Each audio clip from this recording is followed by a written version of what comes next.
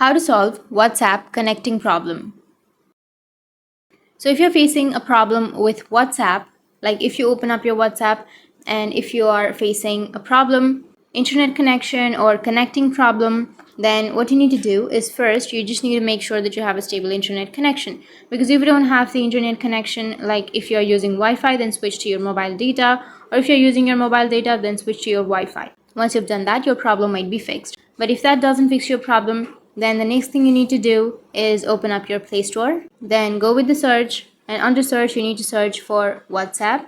And here, if you have any updates under your WhatsApp, then simply go with update and update your application. And once you've updated, your problem might be fixed.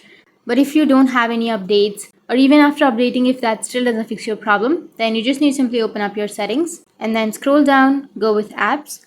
Under apps, you need to open up your WhatsApp. Once you open, go with storage and cache and then tap on clear cache. Once you've cleared your cache, now your problem might be fixed. You just need to restart your device, and after restarting, your problem will be fixed. So that's how you can solve WhatsApp connecting problem. And if you have any questions, feel free to comment below. Thanks for watching.